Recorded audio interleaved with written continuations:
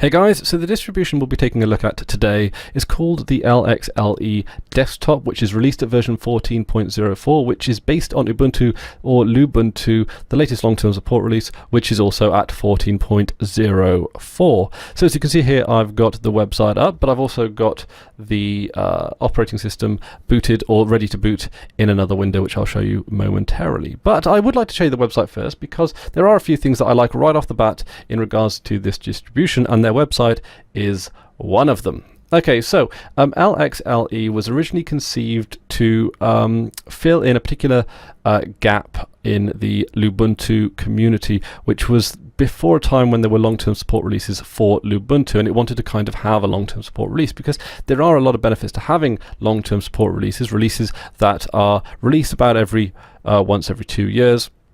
And they're designed to last the duration rather than Ubuntu's short-term schedule, which is every 6 months, it's a lot to ask people to upgrade their entire operating system every 6 months.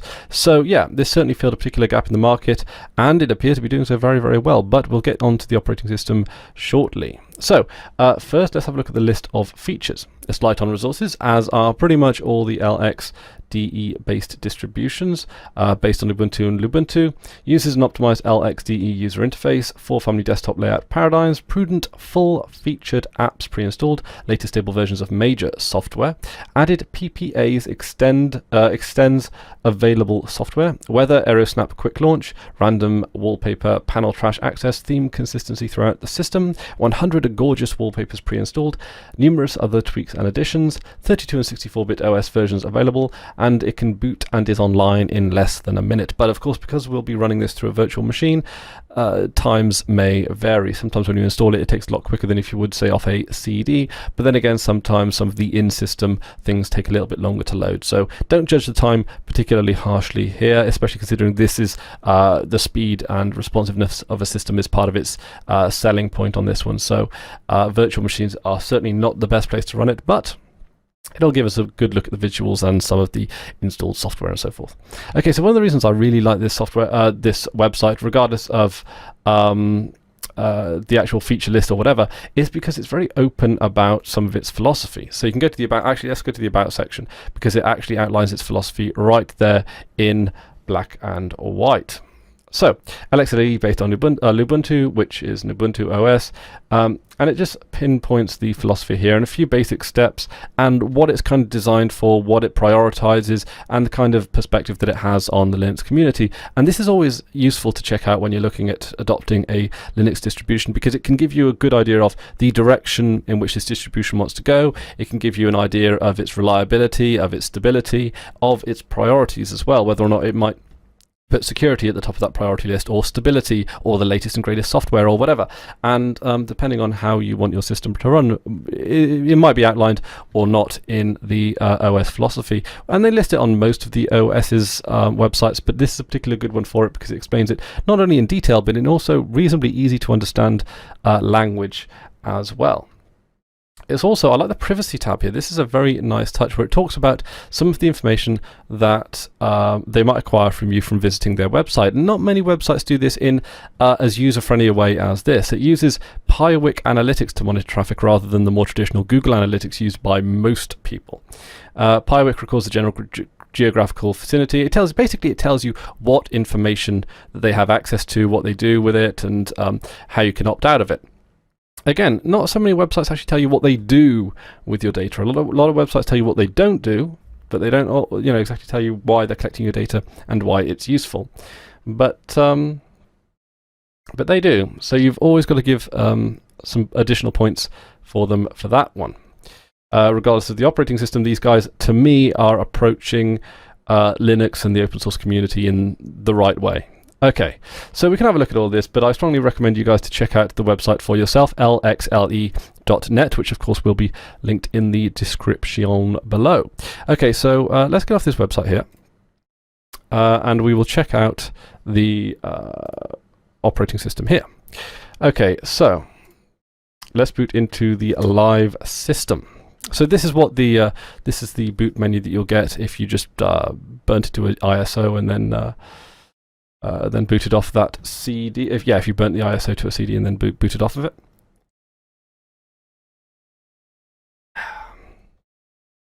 And like I said, this may take a little bit longer than a minute to boot up because it is in a virtual machine. But yeah, definitely a good philosophy. Definitely, like, I like their attitude. Sometimes, you know, when you just check out a website and you want to hear what a group of developers have to say, and it really kind of resonates with you. And definitely it does so with this distribution. It's you know, taking people's privacy and details seriously, because information is it's a serious business. Okay, so as you can see here, you've got the old familiar LXDE desktop environment, but with some fancy wallpaper, and of course you may notice some system stats up here. Okay, so you've got the weather here. You can hide or show that info, so don't worry if you feel that your desktop's a little cluttered with that, but I like having that there. I kind of wish more distributions would include something along those lines right off the taskbar, just so that you know, might know whether or not it's memory or processor or whatever that's making your computer run slow. But there we go. Okay, so you got Ethernet connection, you got the volume control. Oh, random wallpaper. That's pretty neat. I kind of like that. You know, that's a bit of a gadget, bit of a gimmick, but I kind of like it. Show desktop, file manager. Of course, oh, that's the file manager menu. So there you go. Of course, this being a live CD, there's not really much of a tree of... that's good, I like that. What else we got? So, okay, as you can see here, it comes bundled with a lot more software than Lubuntu and most of the Ubuntu distributions, actually. And also comes bundled with LibreOffice, which you don't see with many LXDE based distributions. Mainly because they try and install like an office environment that uses less resources, but... to be honest, most XP turned LXLE machines are more than likely to be able to run LibreOffice pretty flawlessly. But there is an interesting piece of software. There's a lot of software that we can spend a lot of time going through. Some of it's very interesting, some of it's new to me. Games, of course, it comes introduced. That's quite interesting and quite new. Graphics, it comes with the GIMP, which is good. A lot of good distributions come with GIMP pre-installed. I can understand why a lot of distributions want to keep their ISO size down and don't bundle GIMP, but this one's the best part of a gig, so they certainly haven't held back too many punches on what they've included here. Comes bundled with Firefox, which is the garden variety installation choice. Pigeon Install Messenger. That's again probably the most popular instant messaging tool, even though Ubuntu will try and push empathy on people. I think people generally prefer Pigeon. Also available on Windows, if I'm not mistaken. Transmission, good old solid BitTorrent client. It's got your XChat IRC. So it's got a lot of your software that you would install anyway. And there are a few bells and whistles that you might not have heard of. It comes bundled with Audacity, which is something that I use a lot. It's what I use to do the volume compression on a lot of my audio files and so forth. But I'm surprised that came bundled, as well as OpenShot Video Editor. And I say OpenShot Video Editor because when it comes to video editors in Linux and the open source world, there's a lot of personal preferences play quite a high role in all of this. So there might be a lot of people that would like Kdenlive installed, but then again, of course, this is a GTK based distribution, and you probably wouldn't want to include the KDE libraries or the necessary ones required to get Kdenlive up and running. GEVC View, which also is something which a lot of people end up installing, even though it doesn't come bundled with a lot of distributions. So they're definitely sort of feeling the ground in terms of what to add on to their distribution. But there's a lot of stuff that's pre-installed here. There's also BitTorrent Sync, which allows you to sync up files on various devices without using the cloud, which I haven't actually got to grips with just yet, but I certainly will be having a look at that actually. So maybe if you don't trust the cloud, or if you want to back up in case your cloud files might get removed for one reason or another, BitTorrent, using BitTorrent to sync up your files is that's interesting. I don't know how it works. I don't know how secure it is. But rather than over-centralizing something, dispersing things and decentralizing things might be just as, if not more, secure overall. But I don't know. It'd be interesting to try that out later on. Okay, so we've got a whole bunch of stuff here. But what I'm going to be doing is checking out the install process. I usually check out the install process, and the reason I do so is because it gives, again, you a good idea of the direction and the the direction that the distribution is moving. Now, this of course being an Ubuntu-based distribution, it's going to be near enough the exact same process. So so I don't know how much value there is in it inherently when I've done this install process many times, but yeah, so I won't download the updates while installing and install third-party software just to keep the time down, but I do recommend you guys check those two boxes should you decide to install it yourself. So one of the good things I like about this distribution is that it is, I'm not aware of how often they intend to update this this distribution. Yeah, we'll install it there. But whether or not they'll be doing it every 2 years, whether or not they'll be doing it every 6 months, but still basing it on the LTS release or what. I do know that Linux Mint will be still maintaining, I believe, a 6-month release cycle, but just changing the base of their distribution from the latest version of Ubuntu to the latest long-term support release, as I understand it. But yeah, I definitely have a good amount of respect for distributions that that settle more on the long-term support releases of Ubuntu rather than the latest and greatest software. And by and large, the reason for that is that I think if Linux is going to make it into the mainstream, if it's going to have any real shout of replacing Windows anytime in the near future, it's got to have stability nailed down tight. It's got to have it tight as a drum. People are not going to want to try out a new distribution only to find out that they have to fix it, which is a real problem. And especially considering that with a lot of distributions, when you do have to fix them or make any serious changes or whatever, does result you in having to hit the command line and sometimes even the x.org file, which is not newbie friendly, and you can actually do a fair amount of damage to your operating system when doing so. And to minimize the amount of fixing that you have to do, and certainly to minimize the amount of command line stuff you have to do, particularly if you're not interested in getting involved with the command line, then stability really does have to be tight as a drum.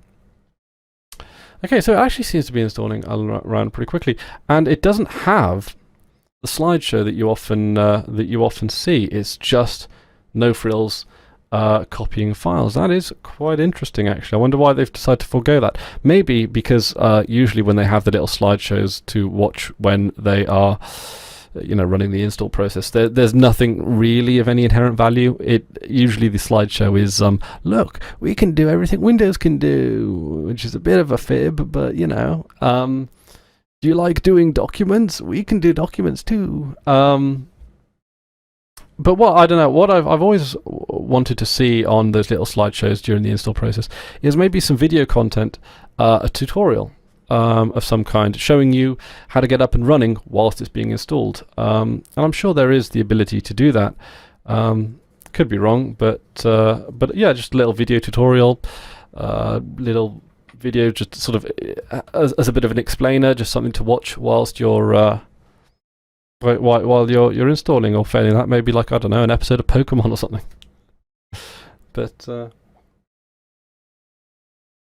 yeah, I mean, considering that it is like those slideshows are something that people generally read, because nowadays with computers as fast as they are, especially with solid state hard drives becoming more and more the norm, people do by and large read what's on those slideshows, because your computer might not necessarily be be moving through the install process pretty quickly, especially if you're installing from, say, USB. People might go out and make a cup of coffee or something, but by and large they're going to be viewing at least some of the screen estate there just to check when it's done. I mean, back in the old days when it used to take a couple of hours to install an operating system, yeah, you'd go off and walk the dog or something. You'd go and watch some TV or something while your operating system was being installed. But now it takes about 10 minutes. You kind of don't really, necessarily, you want to move on to the next stage as quickly as possible. And maybe you could actually make use of that screen real estate. Maybe even have some sponsors on there. I mean, I know a lot of people have problems with corporatization of Linux products, but to be honest, I would really like to see developers get more money. I think they deserve it. I think they deserve a decent paycheck, and I wouldn't object to them getting a little bit of sponsors. I know Linux Mint to do that in a good number of ways, but I don't know. It's eyeballs on the screen. I'm sure there might be some interest in it, but regardless of that, yeah, definitely some potential there, which I feel not one single distribution has actually capitalized on yet. So again, just looking at this install process, it looking like it's going about as fast as just about any other install process. Maybe a little slower on the count that this clocks in at over a gig, whereas the Lubuntu distribution clocks in at about 650 megabytes. So definitely Lubuntu is, it strikes me as being slightly more lightweight than this, Lubuntu, on account that it comes with less bundled software, so it requires less of a hard disk footprint. So that might be something to take into account for netbooks, although a lot of the software that does come bundled with it is stuff that people might want to install anyway. So it's a little bit of a moot point, I think. Ubuntu, and well, most specifically Lubuntu, doesn't really come installed as a full suite. As much as I love it as a distribution, you 99 times out of 100 will want to install additional software through the repositories, and right after install. And this will probably negate a lot of that unnecessary downloading. If that's something you're looking for, especially if you're perhaps running on a netbook or something, and you might want to, or if you've got a data plan or something like that, you want to minimize downloading for whatever reasons, or maybe you're on a horribly slow rural broadband connection such as myself. Okay, so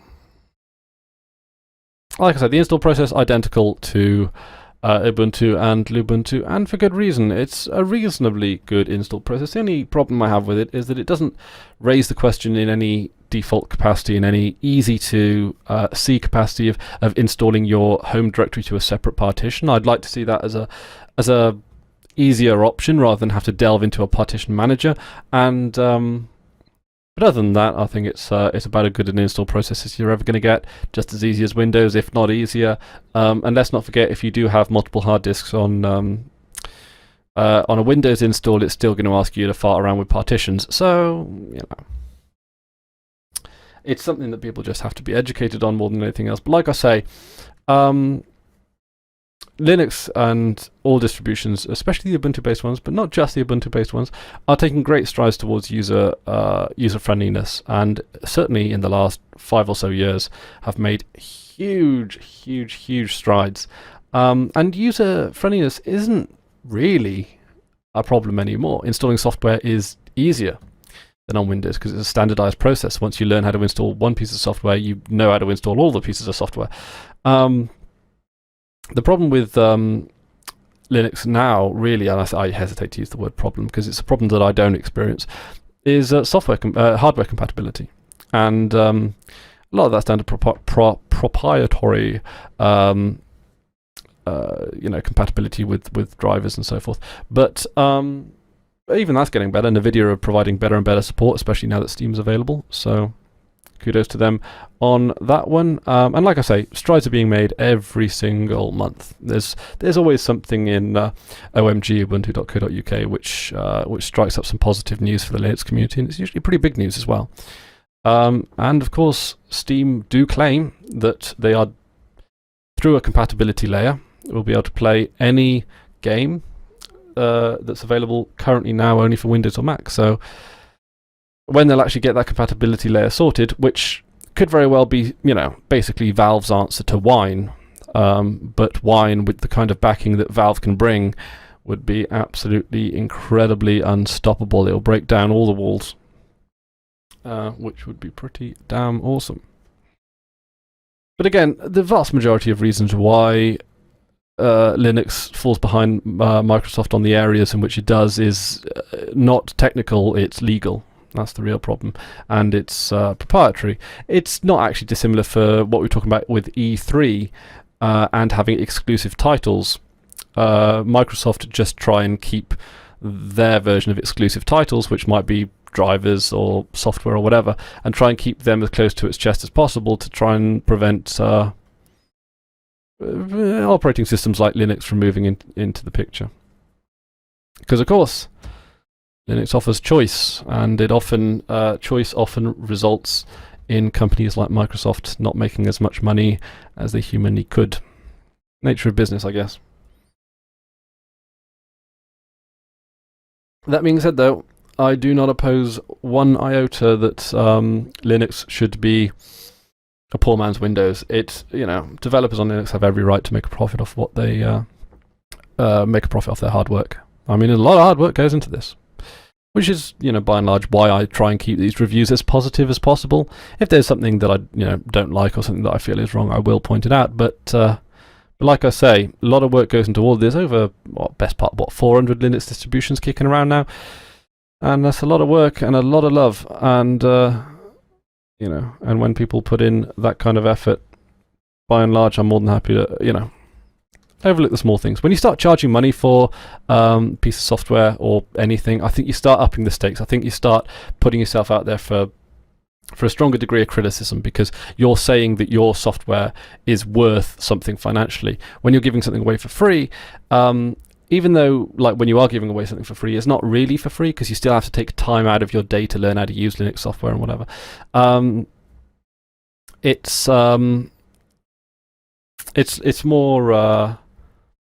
more of a case of you can sort of walk away at any time. You can, the choice is there. Basically, you're offering the choice. You're offering you're given the ability to sort of get yourself educated and find out more about open source. So now we're kicking onto the install process rather than the copying process.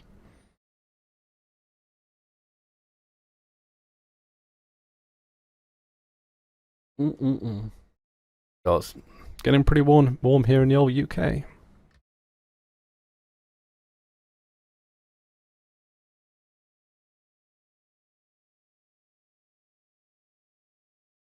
So yeah, this install process, definitely a little bit longer than the Ubuntu one, but then again, it's got over 300 megabytes more software on it, so you can kind of expect that. Can we do... Ooh.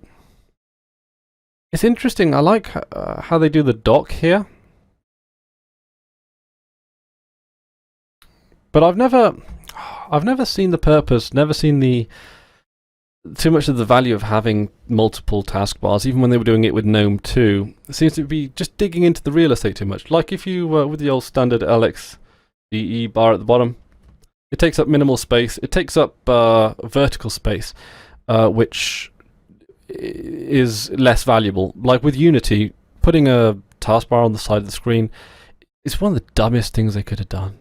Because especially if you have like a smaller monitor, if you have an older machine or whatever, creeping in on your your horizontal resolution, it costs more. I mean, you don't want to scroll sideways for websites. Websites are designed for particular resolutions, and when you start cutting into the width of them, you really start screwing up with things. It's not too bad if you've got like a honking big screen or whatever, but if you're running it on older hardware and you have applications, panels, whatever coming into the sides, it really does. It really can screw up how websites are viewed, and even applications as well. A lot of applications nowadays require at least 1024 by 768 resolution or higher, and there are still a lot of people that are running 10, 15-year-old machines.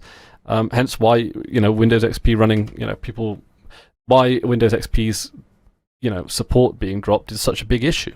It hasn't been previously. This is the first time when Windows dropping support for an old distribution has received this kind of press attention.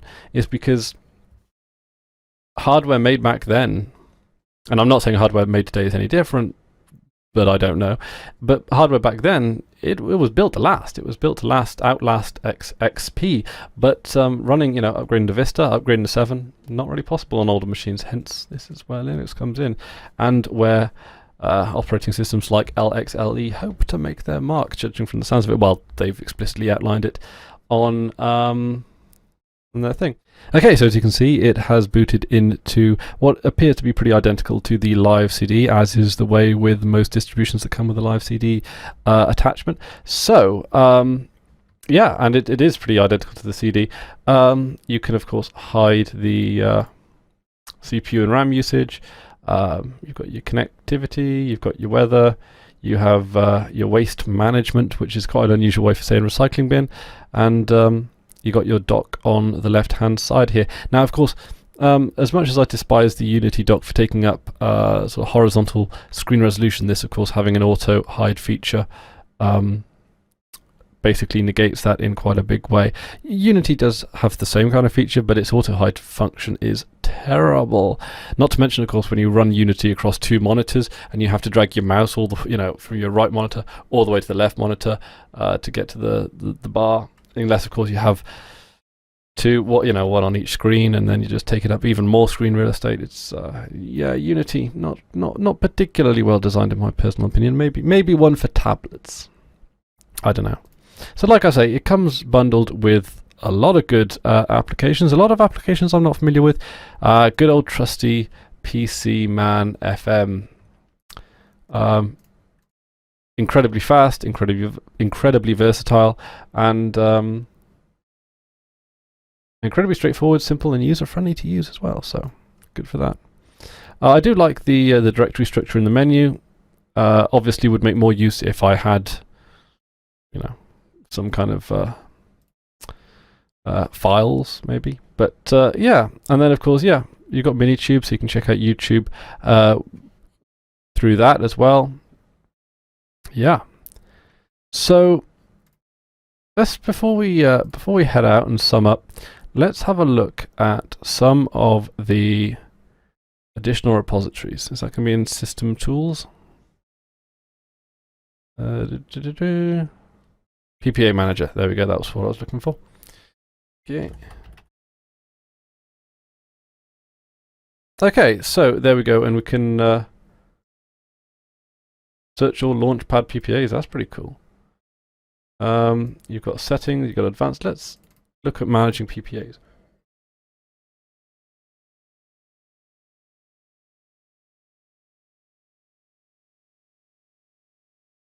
It's currently getting information about our current PPAs, and here we go. Seems to have cracked open a couple of windows there. That is probably my unnecessary double clicking.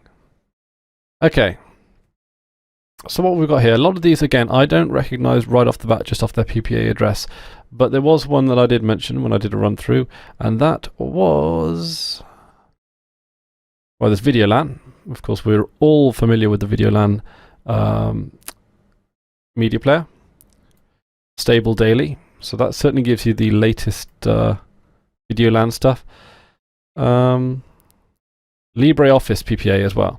So the idea, from what I've gathered from LXLE as a distribution, is that you start off with the fundamental foundation of a long-term support Ubuntu release, and it's pretty stable. Especially considering that it being updated every 2 years means that when you solve a problem, when you solve a bug, that gives you a longer window to stop that bug from, say, reoccurring in the next distribution. It also, if that does fail to happen, it means that at most you only ever have to fix that bug in 2 years' time. Whereas, of course, I've done the 6-month distro cycle back when I had the time. And you would have recurring bugs. If you had a particularly quirky bit of hardware, and every time you installed a new distribution or upgraded, this bug would constantly resurface, and maybe in a couple of years it might get taken care of, but it doesn't stop it from being a little bit annoying, especially if there are more than one of those little quirks or bugs on that particular system. And the system, and it might not necessarily even be the problem of the distribution. It might be just a quirk of the proprietary elements of the drivers required, but it doesn't make it any less annoying. So the long-term support release has that solid foundation. That's good. But then again, it also brings to the table the latest version of LibreOffice, latest version of VLC, and I'm sure that these other PPAs essentially do the same thing, but for other bits of software bundled with this distribution, which also incidentally might go some way to explain as to why there's so much bundled software with this particular distribution, is because they want to show you and they want to put front and center their latest and greatest software, while still retaining, of course, the stability of a good old long-term support release. So definitely a worthwhile endeavor, this distribution as well. I like the additional PPAs. I like the research gone into the software, and they clearly have put a lot of thought into the software that comes bundled with this. You could argue that it is effectively the Linux Mint for Lubuntu. So whereas Linux Mint is to Ubuntu what LXLE is to Lubuntu, then you could kind of make that argument, of course. What I really would be looking at, and what I would be looking forward to seeing out of this distribution, and it has ranked quite highly on distrowatch.com as already off the bat, so it's certainly being quite well received by the Linux community. But I would like this is a long-term endeavor, and I would like to see the enthusiasm for LXLE maintained so that you can get a good number of these long-term releases out.